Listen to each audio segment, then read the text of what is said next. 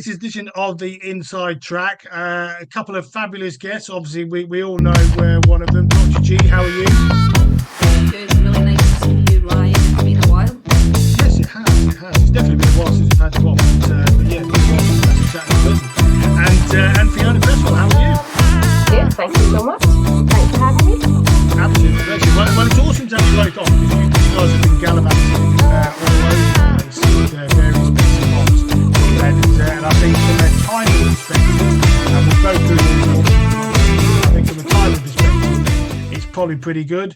Obviously, the new best-selling books out. Obviously, you got the My Health Shift. You're still doing the Resilience as fudge stuff. So, absolutely loads of stuff. And probably, I think the best place to start because you had your actual official launch of the book this week.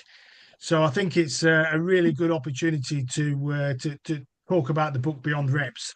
I don't know whether who wants to pick this up first in terms of what it is, what it's about, how it's come together. Just give the listeners a bit of a run through. I'm happy to start just because obviously it probably started as a mad idea that I had. I think what's quite interesting about the book, Ryan, is sometimes you've just got to rip the plaster off and get on with it. You know, the whole project was done in 4.5 months, which Wow. it's a big achievement when there's 19 people involved. And really, the truth is, I felt last year in the fitness industry, we made huge progress in terms of how much we're talking about the role of well-being in the fitness industry and whole person health. And I think we did make a lot of progress, but my slight frustration is we've done a huge amount more talking, which is really great. But I felt the time is now to walk the walk. And I'm not seeing so much on the ground yet. So the idea behind the book was there are lots of people out there doing amazing work. And I thought that we should shine a light on the good practice that is being done to, you know, inspire and motivate others to follow a similar path if it's right for them. So I wanted to do that in a collaborative approach because there's so many incredible people doing incredible work and it shouldn't be about one voice. So I went out and sought the authors, but I'll just give you one funny story and then I'll pass over to Fiona. But I was at a conference and I bumped into Casey Conrad, and we all know she's a legend. Yeah. But I had Casey's book in 1994 when I graduated called Selling Fitness, and you're going to bring it off your shelf, aren't you? Yeah, one of the best books. That was the Bible that I started with when I entered into the fitness industry after graduating, you know, with my physical education degree. Anyway, I have this moment at the conference and I go up to Casey and say, Casey, you've been so instrumental and I feel like you've been a part of my life forever, but you probably don't know who I am. And she did actually say, no, I do remember you. And we just clicked. And at that point, I was aiming to ask her to be an author in the book. So I then said to her, well, look, if you got time tomorrow before you fly back, let's hang out. So we're sitting in a coffee shop in London and I'm having this conversation that is just incredible. She's been in biohacking and well-being for ages. And I've been doing all my practitioner work and been in well-being for ages. And it was like we were both in different continents, but we had ended up in well-being. So I said, Casey, do you know something? I have this energy that you need to be the co-editor of this book, not just a chapter. And she turned to me after a couple of hours. She's like, I'm in. And there we go. We go on that journey, you know, to produce Beyond Reps. And it was actually, for me personally, and I know Casey said the same, but it's probably been one of the best things I've done in the last 2 years for challenge and fun. And what was so beautiful a moment is Casey put a post out the other week to say when the student becomes the teacher, which was just this full circle moment of why collaboration is just incredible when it happens that way. And that's the story behind it. Absolutely. And Fiona, do you want to talk through in terms of, because the book's been written very differently than a lot of other books, like Glenda said, in the fact that it's collaboration, it's 19 authors. What's the idea behind the different chapters? Did you guys just Is it just anybody talking about what they wanted to? What's the feel behind it? No, I think it is. It's all about empowerment and how we can really encourage the most people to engage with our industry. And then when you start to think about, well, what are the barriers? Where do we have those hiccups? And what are people doing really well within the industry to try and change that? So when we look at people's skill sets, what they've been doing in their careers, maybe not just now where they've landed, but also what was the process up until that point, it takes in a lot of those factors. So when we all then had the titles kind of agreed, it was then mapping out, well, what was the story, what were the stories individually? And then Glenda and Casey had the really difficult job of how do we put it into a journey? And I was probably one of the worst. I don't know, you can tell me or not, but I had proper imposter syndrome. I was like, oh my gosh, I've got to write this chapter, and is it going to be any good? And will people enjoy it? And is this the right story? But when I started, it was really nice, and it really just came to us all, I think. But yeah, Glenda and Casey then had to try and filter that into a journey, which I think you've done really lovely. It does then take you through that flow, and I think every author's done an incredible job. But we're definitely not done. There's so much on this journey, and so many other people with brilliant, experiences and stories as well. I guess the interesting is because it is loads of different authors. It's almost like mini stories, isn't it? Just from different people. I mean, what's the? I guess what's the main things that stood out between the 19 authors? Because let's be honest, wellness is a relatively new concept in our industry. It has very much been around fitness training, and this whole body wellness idea is relatively new. Probably not for you, Glenda. You've been doing it for donkey's years. The fact that you're only 21, obviously, but Glad you said you've been that. doing it for a long time. But now it's starting to become mainstream, and I guess so. What's the what sort of things have come out in the book? I guess is what I'm trying to get at. Yeah, I think what really impressed me is when so Fiona's right, I went out to each individual with a working title after having an initial discussion, and then we guided them on what we would like to see. And the number one priority was to not lose the authenticity of the person's voice. Yeah, So, that was about giving reassurance and saying, talk from the heart, bring your authenticity. And people really embraced that. But what was really fascinating for me as the editor is that when I got the 19 chapters in, I did expect potentially a bit more contradiction along the way. And what was so refreshing was there wasn't any. All 19 always helps. people, um, as much as you're correct that they all tell a beautiful story and a unique story, it was a seamless transition from each chapter because the message is the same. Yeah, yeah. The message is what got us here is not what's going to get us there.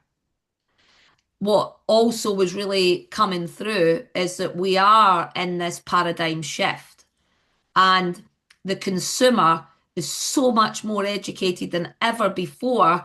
And actually, it's really important that we don't just give the consumer what we think they want. It's the consumer that's driving this shift. Yeah. Yeah, The consumer since COVID has never felt lonelier. And actually, that's why you're now seeing social wellness absolutely exploding. It's not because everybody wants to jump into a cold plunge. It's not because everybody wants to do Cairo. But what everybody definitely wants is to feel connection again and belonging. So these yeah, social wellness hubs are going to be, popping up everywhere, and they will do well with the right infrastructure and a, proper member journey. So, that was really pleasing in the book. But the key messages for me is if I had to summarize in one sentence what I think it's telling us, it's time to professionalize what we do. Oh, 100%. I mean, you know the work that we're trying to do behind the scenes in terms of driving the industry one together, but also from a standards viewpoint. Because I think for too many years we've almost accepted what the public think of us. So I mean, how often I've had it in my career. What do you do for a living? Oh, I work in fitness. Oh, okay. Rather than I work in fitness. Oh, wow. what is it you do? You know what I mean? There isn't. If you told someone you were a lawyer, it'd be like, oh wow, that's amazing. If you told someone you were a senior banker, work on the stock exchange, wow, that's amazing. Or you know what I mean? There's so many jobs out there that people get excited when you say it. And I think fitness, they almost just see, oh, muscles, gym junkie, doesn't really. But the fact that we save so many lives, we help so just even if subconsciously or consciously we don't think about it. So we own a gym and we do all this great work. We're not necessarily thinking, oh, look at how many lives I've changed and everything else. But when I think as you get older in your career and you look back and you go, actually, how many people is their life in a better place because of what I've done? And that's based on what we were doing before. Now we have all these amazing tools at our disposal, all this amazing information that's coming out from the likes of you guys in terms of what actually the client needs. And I think that's really important, and we can change lives even better because we're not just doing the physical now. We're looking at the mental. We're looking at understanding what drives people, and that in itself is I think huge for our industry. But You're right. like you And said, Glenn, it's how we take sometimes, it forward. yeah, sometimes they don't even know what drives them themselves, or really know what the deep and meaningful reason of why they walked through that health club door. It takes a really clever conversation to allow that person to open up and really, as Glenda says, using these careful questioning to get that deep and meaningful out of them. That then helps them drive their own priorities and prioritize their own wellness. So it's really, really interesting. I had that exact conversation with a lady at the book launch who is a regional sales manager. And, how are you building wellness and well-being into your conversations with your sales teams? Because they're the ones having that really important conversation right at the start of that journey. What's scary, actually, Fiona, I do a lot of sales training, work with independent clubs and so on. And the shift, unfortunately, we've gone. So we went through the 90s and the early 2000s where finding out about people's goals. We had full scripts on it. The old Casey Conrad stuff, going back to Casey, all of that we'd find the hotspot. We'd learn all about the customer and then sell them the product. And for some reason, and I don't know whether this is because we've reduced staffing levels and there's so much pressure on that side of it, we've actually gone away from that and we've gone back to the museum tour stuff. And I think what this wellness focus does, it almost goes, well, if we're going to sell wellness, we don't just walk into a lot of wellness isn't a physical product. It's a service, it's a journey. So you can't sell that without a proper conversation with someone. And I think that's amazing for the industry because it will refocus us back on the client rather than our great facilities. It is, but there's two caveats that I think are really important. Is that I'm a little bit nervous that the industry now thinks that every single facility, organisation and brand needs to be in wellbeing. Actually, my message is, if you want to just do fitness and you do it fantastically well, what's wrong with that? If that's what you do, stick to doing it really, really well. But if you say that you're in whole person health, it's not fitness.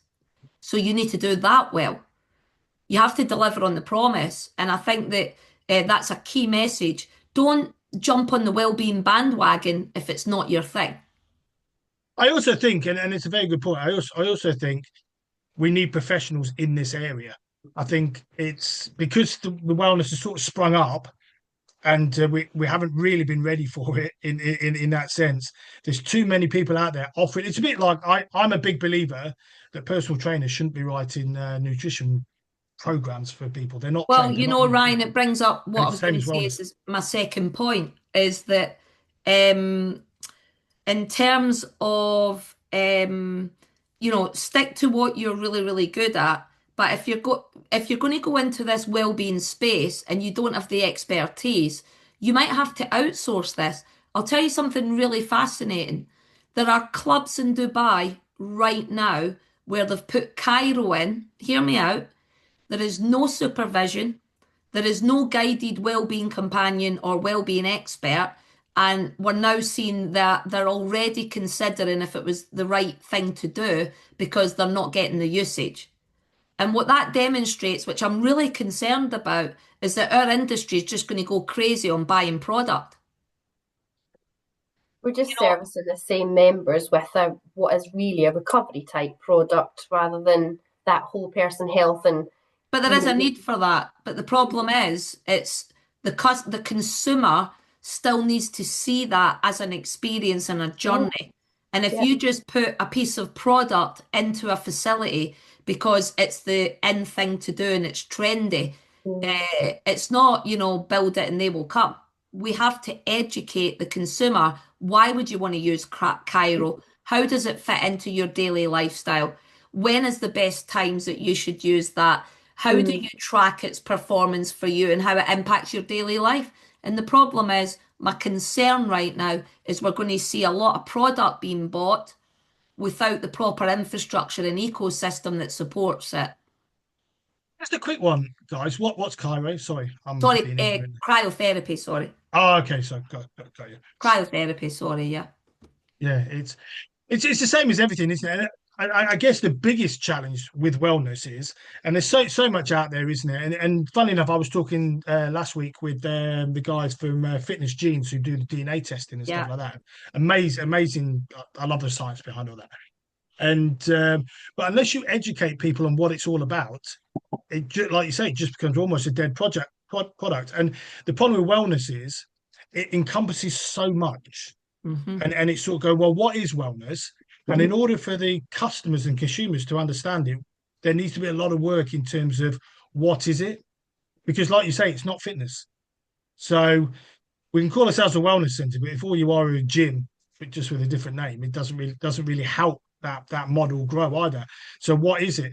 And it's getting that message out to everybody in terms of what is wellness, how does it improve. Yes, we're going to work on your mental health. Yes, we're going to work on your on things like your how you structure your day, dealing with stress, alcohol, all those sorts of things. And that's a completely different animal altogether. And the other thing to say is, are our current employed staff and PTs qualified to deliver that? And should they be? It's back to Glenda's point of unless you are needing to change your facilities and you want to be a wellbeing delivery expert, this is the very same question for a PT. They already deliver a really important job within these clubs and they're really passionate about it.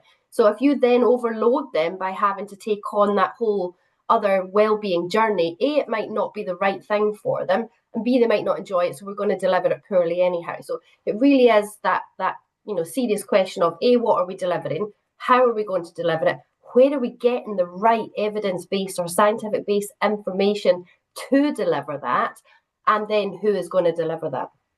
I had a really interesting conversation with James Griffiths. I don't know whether you know James. He owns Wild Training, and he was talking about things like, we all know that exercise can help with depression and stuff like that. But he said the problem you've got is they're pushing that back on the PTs. But how many of those PTs are actually qualified, one, to identify depression and mental health conditions and so on, and then virtually none are qualified to then put interventions in place to help. Now, yes, exercise itself will help, but they're in no place to advise on mental health because they're not qualified. Let's be honest, they probably get about 2 hours in nutrition. They certainly don't get it on behaviour and mental health.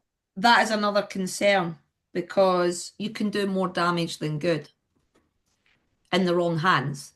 And we talk about this all the time, and we do it as a throwaway statement, understanding your scope of practice and understanding signposting. Now, there's good work out there. I know that, for example, Lynn's questionnaire, Lynn and Paula, that when they do the MH1 questionnaire, the idea is you're still not a mental health expert, but you're able to get, more proficient in how you signpost that. Yeah. But it's critically important that if we start focusing down on not just physical health, but psychological health and spiritual health and social health, the people that deliver that need to be qualified and also understand their scope of practice. It's quite funny actually because a lot of the talks, if you speak to the likes of Sim Spa and Tara Dillon and so on, it's all about trying to raise the expectations and the standards of the people we've got in the industry. So we're looking to do that to make the PTs more valuable and our industry more credible. But yet wellness is coming in and every man and his dog's suddenly a wellness expert. And you're sort of going, guys, we haven't even got the fitness side of it to where we want it to be in terms of the credibility we have. I mean, that I was speaking to someone probably 6 months ago, and I can't remember what country they're from. I do forget, but you cannot PT in their country without a degree. So Yeah, you it's can't just go interesting. do a 6-week personal training course and you have to have a degree to be a personal trainer. Now, Yeah. I'm not saying we do that in Britain because I think it would limit the number of people who could do it and so on. But it did highlight a point. It's sort of going, actually, we're trying to be credible, but you can get a PT course in 2 weeks or whatever it is. Yeah, but You know what I mean? Ryan, I It's think that. it's if you think about it on a continuum, every single professional in our industry should be mental health aware and be a wellbeing champion. Yeah. Now, be an ambassador for whole person health. That's one thing, and that is an amazing place to start. Has every operator in the UK considered that all of their staff are mental health aware and also they are ambassadors for whole person health? That would be an incredible start. That would include all of your front of house staff, even down to the cleaner having that awareness training. But once we start to specialise, we have to think that there is an upskill required. And I'm a great believer that because the skill set is so different, personal trainers are not just instructors, they definitely do some form of coaching, but to be an actual health and well-being coach, the coaching that's involved, which is, looking at neuroscience, positive psychology, behavioral change, and that coaching philosophy is a different skill set. So Jenny in the book makes a really massive point about the need for upskilling. And I know we've talked about this a lot, but sometimes sadly it's the first thing that doesn't get spent when things are tough is we take out the marketing budget or we take out the CPD budget. But in actual fact, my elevator pitch right now is that the CPD budget for upskilling your staff is where the biggest value is in the next 3 years. Oh, 100%. In terms of, have you guys looked at the economies on this? So if you've got clubs that are looking to bring this wellness approach into their business, is the economic model there to do it? I Absolutely, guess is yeah. the And just to reframe, we've also had brilliant conversations with Tara recently, and and Jenny and lots of these key influencers. Whilst we've been building our new business, My Healthy Shift, which yeah. it has really been in the build for 2 years. So whilst there's lots of pockets of conversations around well-being and wellness and weight loss medications, etc., we've been actually building a really solid, amazing platform for operators to actually deliver this seamlessly. And we're now we're out in the marketplace ready to launch, which is an incredible achievement. But we have been talking to all these, great people on the journey of that. And yeah, we are. You're absolutely right. And Glenda, you can kind of chip in terms of the journey, but that started knowing that this was all coming and we needed to actually help our operators. How are we going to do that? Yeah, in terms of the financial and modelling, Ryan, we've done a lot of work on that because what people sometimes don't appreciate, I think they think health coaching, they think one-on-one, but Yeah. we're seeing it much broader than that. So what about the group delivery, just like how you would deliver a class, right? So if you do group and then you open up corporate and you have one-to-one, those three modalities, we've done a lot of financial modelling on that. And actually, on a 25-hour week for a health coach, it could be bringing in 125,000 a year for an operator. Wow. And I that's mean, on I've seen some of your early well. iterations in terms of where you started these journeys before. Obviously, you and Fiona were working together, and you're looking at it and go, actually, it is incredibly profitable if you get it right. That's And the here's what's really interesting on the lifestyle coaching program, you don't need to go and buy any equipment. You don't need to spend 50,000, 100,000 on red light beds or, hyperbaric chambers. You can upskill the staff and then immediately you can charge in a new revenue line for the lifestyle coaching program that we know the consumer now wants because they want the education. And actually, what's so great is when we did that financial modelling, we based it on 60% attendance, delivering Wow. that program twice a week, and then topping that up with 2 hours of the non-member lifestyle coaching program that is obviously a leads gen funnel, and then 15 hours of one-to-one coaching off of the back of, being visible to your members and non-members. That's really exciting, right? And Especially if a program like that then feeds into personal training, it feeds into other elements. Because if, membership. if you're talking lifestyle with someone, you suddenly get someone excited about the changes they can make.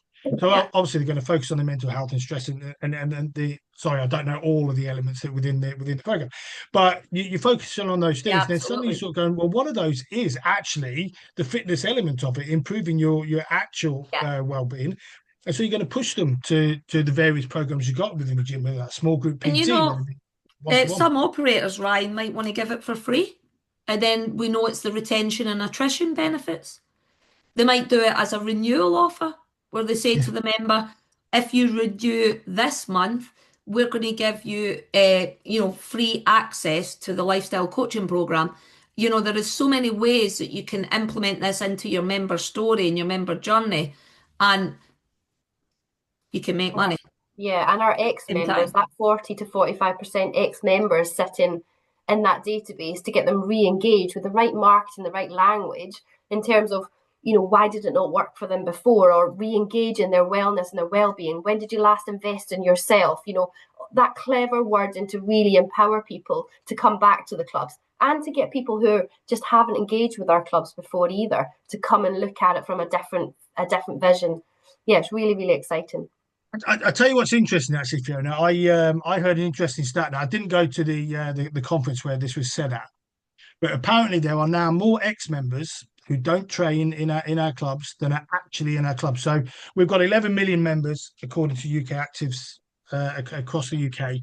We've now got, I think it's just under 12 million that were members that are no longer training.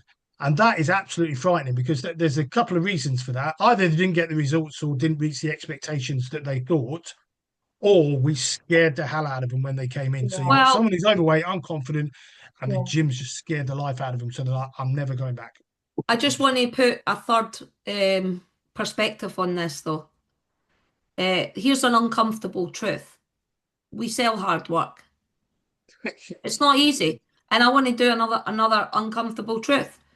This is what's so beautiful about the power of coaching. You might sit in a coaching session and the person just say, I actually hate exercise. I might never like it. And do you know what? That is okay. Yeah. But we still have to meet them where they're at. And the thing is, what we see in the fitness industry sometimes is we think that everybody will learn to love it the way we do. And actually, some people never will. And that's why we're at high risk at the moment, because we know with the weight loss, weight management medications, this is another uncomfortable truth. We cannot compete with that for fat loss, because how long it would take me to get you those results, being the best trainer versus you jumping on them, I can't compete. But what I can do is I can give you a different story now and say, well, actually, if that is the journey you want to do, and I can't convince you immediately that otherwise, well, you need to be protecting your lean muscle mass. And that's again what Eve done in the Beyond Reps book so beautifully. He wrote a chapter saying we're all bodybuilders, but we don't need to look like one. People who are on the weight management or weight loss medications need us more than ever, funnily, but not for fat loss. They need us to protect their lean muscle, their range of movement, and all the other benefits. And hopefully, along the way, we can educate, and the people that really shouldn't have been on them will come to their own empowered decision that there is another way, and they've had a good experience with us. And for the people that really need them, because it's higher risk to be not on them, we have to embrace it. We've had this conversation before, Glenda, in terms of the GLP-1s. I genuinely believe they're an incredible opportunity for the fitness industry. We can't compete on, like you say, on the speed of weight loss and that sort of stuff. But I think for a lot of people who are overweight, who are unconfident, Yeah, who won't step into a gym. I mean, I think the bravest people in a gym is someone who's obese. yeah, It doesn't take much who's slim and whatever. Okay, a little bit of confidence to walk in the door, but nowhere near what it takes someone who's obese to walk through that door. And so if they can have a drug that allows them to drop a little bit of that weight, get a bit more confidence back, and walk into the gym, that allows us then to educate them to take them off that and onto a long-term lifestyle change. So I actually think it's good for our industry. I just don't think we've found the right approach yet. It's a very delicate conversation, and again, we've got to be mindful that it is actually a medication as well, and some people may be on that forever, and that's okay. If you controlled a diabetes condition, you wouldn't come off of your medication. So No, exactly. this is where the where do you get your education from? Is it evidence-based? It's really careful, whoever's delivering this type of content, where are you gaining the education from, to make sure that your whole teams are aware of what the right messages are. Because once again, we cannot be responsible for delivering the wrong messages, especially not around this, because that journey who somebody has made to that facility is critical. That first journey, how we're, how we drop bias at the door, how we remove stigma from the old eat more, eat less, move more. Actually, we've got more education now. But where are we getting that information from, and who's delivering that, and how are they delivering that is what is absolutely critical. And again, when we went back to beginning My Healthy Shift, that was a very much the early discussions around conversations on these are coming. We have Sarah, who is our third director, who is an obesity expert, and she's lived with obesity most of her life as well. So she's perfectly positioned to help guide us through the journey of when we have our People Living in Larger Bodies program as part of My Healthy Shift. It's only part of it because we really truly believe that everybody deserves to live their best lives for longevity. And that's why the programs, the lifestyle programs, are not just based around weight loss medications. That's a small part of that. And yes, we are so happy that more people will hopefully be empowered to come into our facilities. They have to have the best journey with the right education. But we really believe that we should be giving this to everybody. Everybody should have lifestyle coaching and to empower them to really prioritise their well-being. And we are so grateful to Glenda for all the bits and pieces that you've helped, bring together in terms of the programming, the education, and it's a really beautiful journey. And now it's such a strong tool for the operators to actually deliver that into their clubs. Do you want to talk through exactly what it is? Obviously, there's a lot of stuff you do from education and so on, but in terms of the healthy shift, what is it? What are you guys trying to do with it? Essentially, Ryan, My Healthy Shift is looking to support either the facility or the coach. Okay. So the fundamental question immediately is whether it's the centre or the coach. Are you qualified, or do you have qualified health coaches? Because we've put our stall out here because of our integrity, and I'm just going to be honest, we're not prepared to have people in My Healthy Shift certified without being a qualified health and wellbeing coach. It would have been dead easy for us to say, yeah, just come and do the CPD. But we've put our stall out for standards that you need to be qualified as a health coach. So if the centre doesn't have qualified health coaches, we will support them in either upskilling their own or recruiting or taking one of our My Healthy Shift certified coaches. If you're the coach and you're not qualified, we'll get you qualified. And then from that starting point, we can get either the centre or the coach certified to run the My Healthy Shift 8-week lifestyle coaching program or the 4-week non-member one through our 2-day Train the Trainer. And then when they do the Train the Trainer and embark on a license, they get all of the content. So it's all done for group, corporate and one-to-one.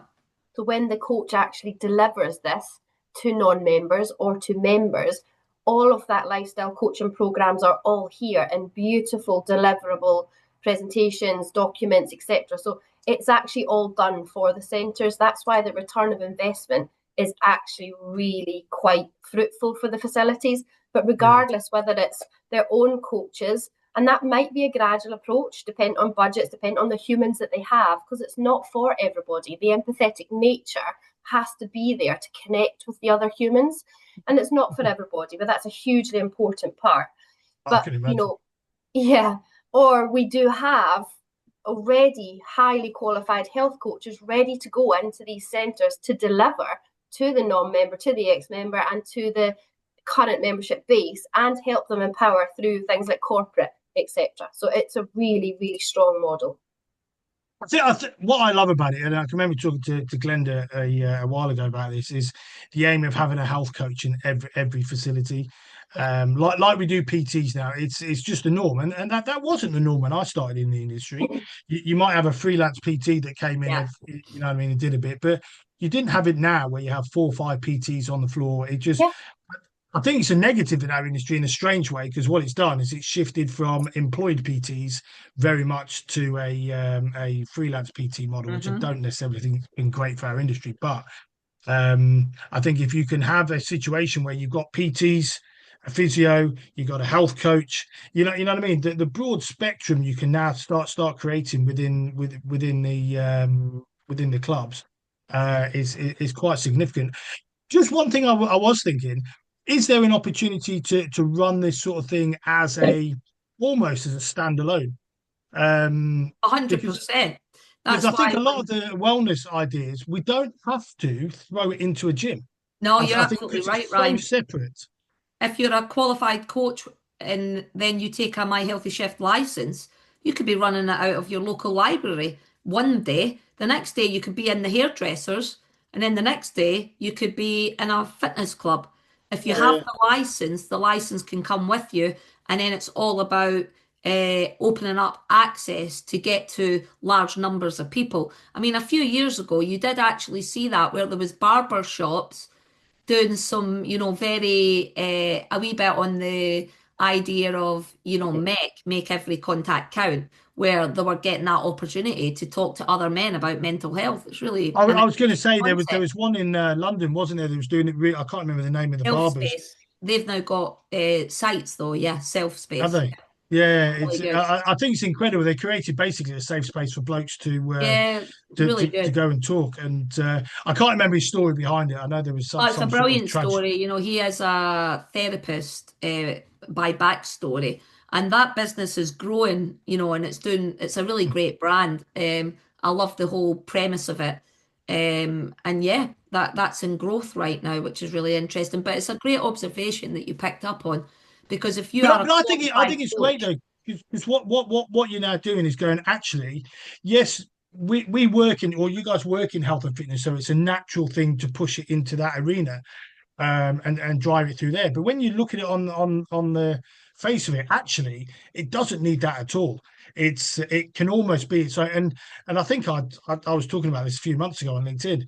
I think it can almost be a separate industry in itself that works in collaboration with fitness, Yeah, but it it's can. also able to work because there's so much more to it. It's not like you say, you don't need a gym facility, you don't need a treadmill to it could deliver be a this. corporate that decides to upskill their wellbeing lead. And the wellbeing lead could deliver the lifestyle coaching program in corporate. Yeah. I mean, it really could be anywhere. I think the first line in my chapter in the book says, is there room for more brands? Is there room for more facilities? Absolutely. When we only service between 15 and 17% of our UK adult population, we've got room for more clubs and more versions of what they look and feel like to empower, different people and different genres, etc. So yeah, we've definitely got room. And as Glenda said, it could really be anywhere. It doesn't have to be. With My Healthy Chef license, it allows them to do it in multiple locations. So they can actually earn a really fruitful salary from delivering wellness to hopefully a lot more people.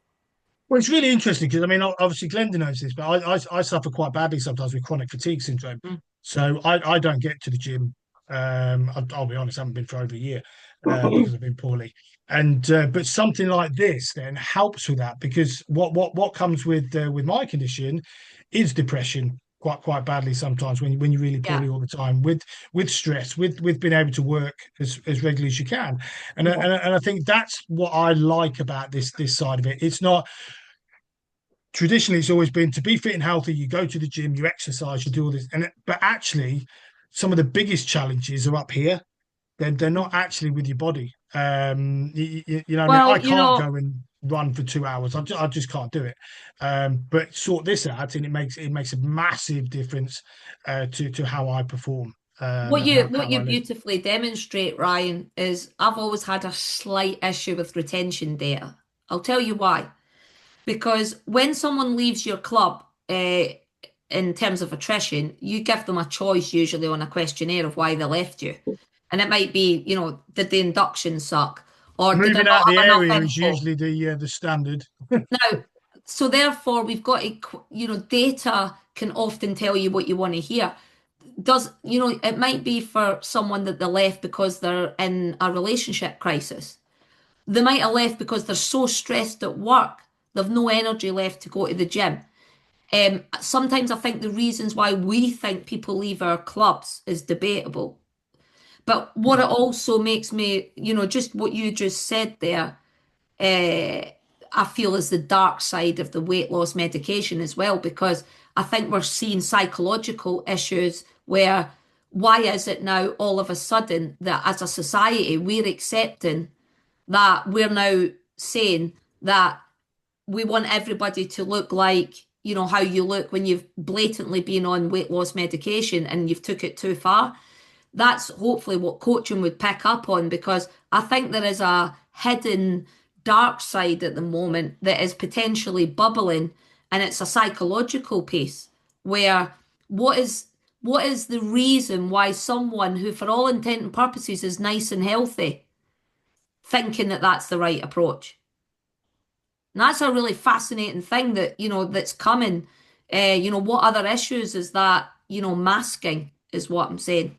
And Yeah. a qualified health coach might, with a client, realize that their reasons for their challenges with nutrition could be emotional ones.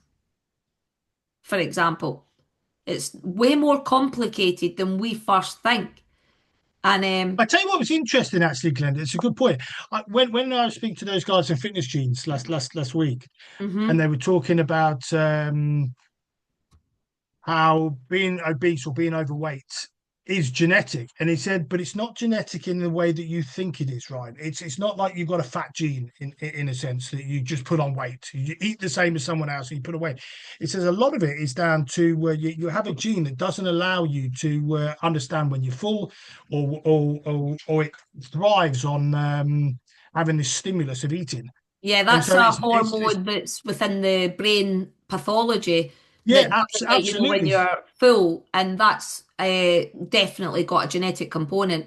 And then you've got other genetic challenges where there are absolutely people out there who are predisposed to being heavier than weight, and it's a bit like the gun is loaded already, so there is a disadvantage. But then we look at the obesogenic environment and all those environmental factors that then basically shoot the gun. Yeah, exactly. So it's And very complicated. But we have got, and I want to say something that's not easy, but this is what a great coach would do. We can't also, in our empathy, allow people to consistently not face the truth either.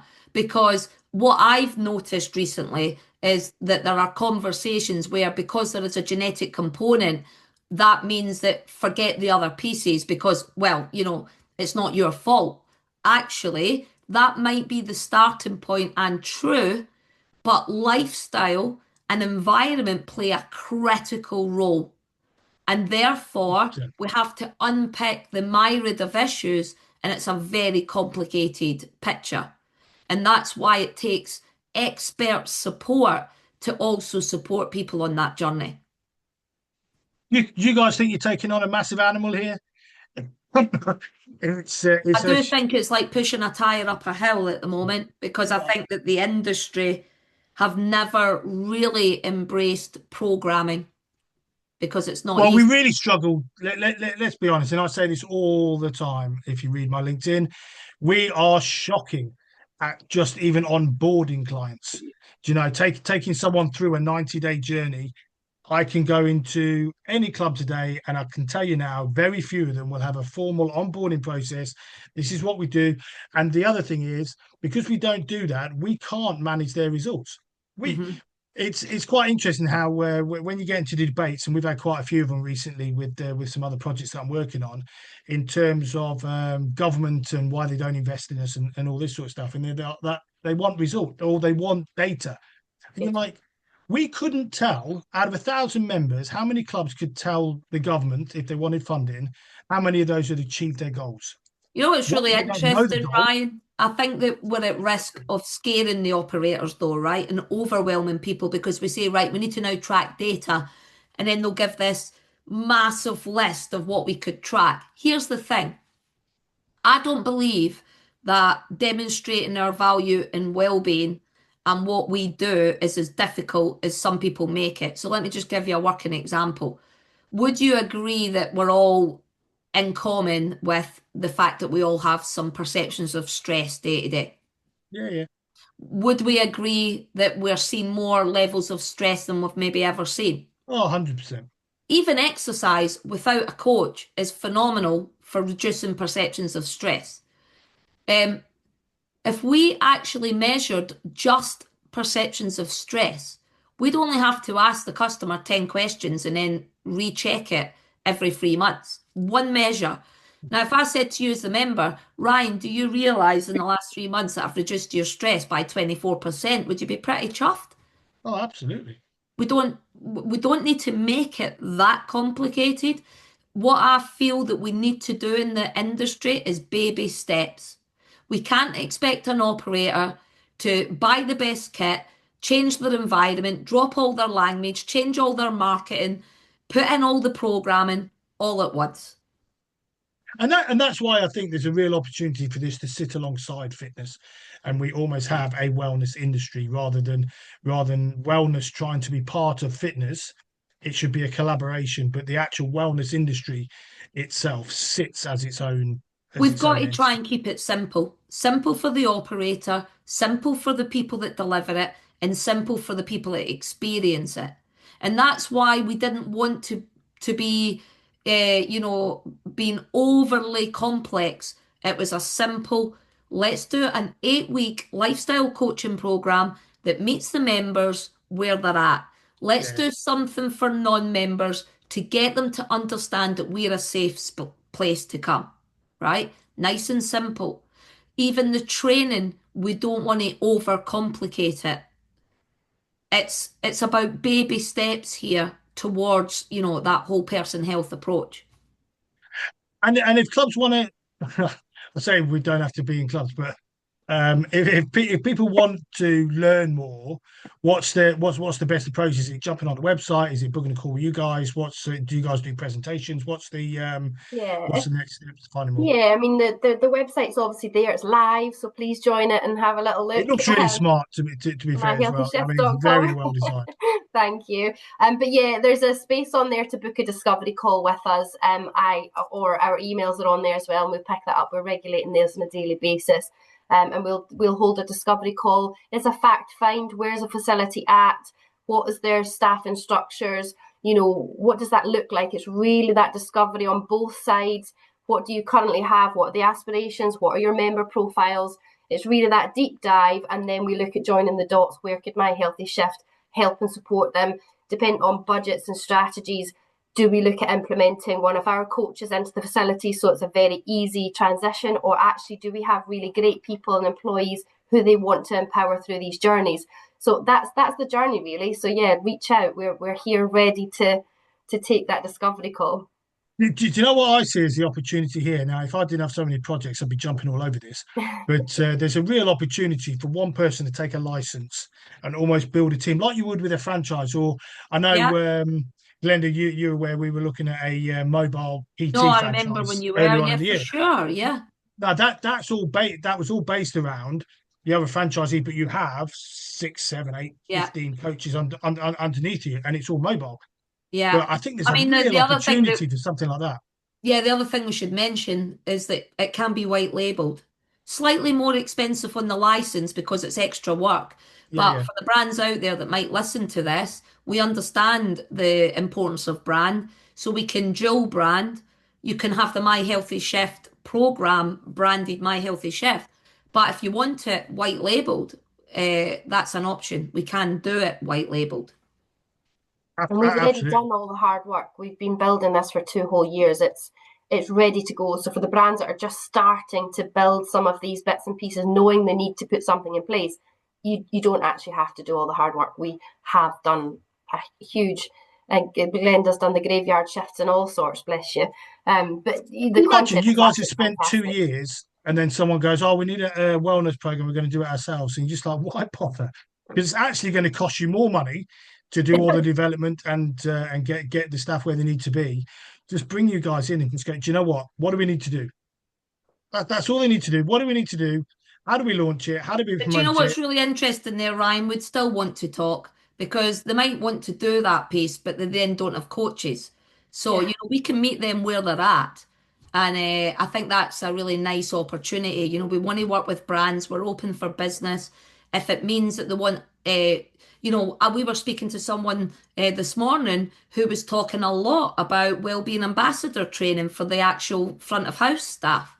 If that's the start of the journey, fantastic. We have we see it as this continuum where we can give them an award that is, an award in understanding emotional well-being, for example. But then they might have 10 other staff that they're putting into the qualification. So, we meet all of the staff where they're at so that it's a cohesive story to the member. You might not want your receptions qualified as a health coach, but you still want them to be able to talk the language. So we have the ability to even train the front of house staff. Yeah. This fits in really nicely with spa facilities as well. So if you've got Yeah, absolutely. hotels that have got spa Totally. facilities, so you've got the members using the spa because that all fits in with the mindfulness and the Yeah. and that side of Yeah. it. And so if clubs are out there that do have a spa, do have that side, I think this. I mean, it just reminds me. I've got a call with a group of clubs today to finalise something. So I think it'll be worth a conversation with those guys. Because at the end of the day, if you've got a membership where you're charging 120, 140 Yeah. £40 a month, they get a beautiful pool and the spa centre and Sure. everything else. This really does fit into that because a lot of those members, yes, they train, but that's not really. Yeah. It is about the whole that's And why you go to that's why you go to a country club and a spa centre Yeah. rather than and just look, it's a got high the watch gym. commercials because if you're in the lifestyle coaching program and you deal with the rethinking stress is one of the sessions, and someone is suffering from really high levels of perceived stress, you might then be able to more effectively signpost that treatment, the stress relieving massage that you do, and it come across more genuine than just a hard sell. Yeah, absolutely. I just love the opportunity. I mean, my brain just starts going, but there are. I think and it's such a great way of driving. And I think the thing like you guys were saying, Fiona, saying we only cater for 17% of the population. That's frightening. It really Not is. enough. It, It's absolutely we do an not enough. amazing job, but we've not even got the majority of the majority. You know what I mean? 17% is shockingly poor. Now, that's not to say 17% of people exercise because people play sport, they run, they Yeah, swim, of course. everything else. But You the know, reality is, for our industry only to have 17%, we need different channels to start pulling them in, and well, and and, and something like I this could does I that. could talk about this forever, but I'm just going to end with this. I don't think it's that bad. I don't think it's that shocking because I do honestly think that we kid ourselves on that many people love exercise. But here's the thing. We could go from 17% to, I don't know, 25 because someone wants to talk to you and still come in and do sleep, still wants to come in and deal with their nutrition, still wants to come in and deal with stress and not see the fitness part as the biggest piece. They want to do well-being and they might do a little bit of fitness. Exactly. They might move, and that's the difference. Exercise, some of these words are so strong that it makes you think about having to sweat and it being really hard, but actually, there's lots of other options out there just simple movement, but prioritizing your wellness is where it starts. Awesome. Well, I think that's an amazing place to end it. That's absolutely flown by. No surprise for you guys on. What we'll do, any of the listeners who want to get in touch, all of Fiona and Glenda's details will be in the podcast front and end, so you can pick it up on there. You can't miss either of these guys on LinkedIn, so get on there and connect with both of them. And then I wish you guys all the success. I mean, obviously I speak to Glenda most days anyway, Fiona, and it's really nice to meet yourself properly. Thank you. But I wish you guys all the best with it, because I think it's where the industry's going, or it's going to be a major part of the industry. I'm not necessarily it's the whole thing, but it will be a major part of the industry going forward. And I think I'm just really glad that people I know that are qualified and trusted are driving it forward. I think we've got a lot of people out there who come from various backgrounds who don't have any background in this, driving it forward, trying to, and I think that's wrong. I think we need people like you guys at the forefront of this, driving it forward, so we don't fall into the same trap as fitness has, where we're perceived as not being as qualified, where actually we are. We don't need that perception. So but I appreciate your time today. Ryan, just want to thank you for, I know I say it to you often, but for people that are listening, reach out to Ryan. I don't think I've ever met anybody that's more given to the industry and always happy to help. So thank you for everything that you continue to do. And we appreciate you, and we appreciate the offer to come on and chat. My pleasure. Maybe you can interview me when we finally get our new organisation up and running in the new year. Yeah, we'll interview you for sure. Get the other way around. Awesome, guys. Well, thank you very much for your time. Take it easy, Ryan. Take care. Bye, buddy. Bye. Bye.